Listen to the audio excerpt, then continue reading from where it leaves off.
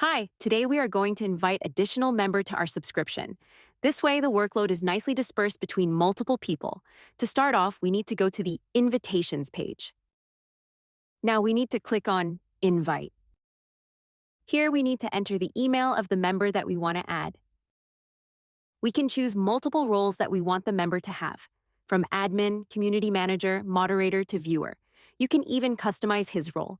Choice is yours. In this case, we are going with admin, then all is needed is to click the Invite button. Now in the mail of the invited member, the member needs to click on the TrollWall mail. Next, click on Accept Invitation. If the member already has TrollWall account, there are no extra steps.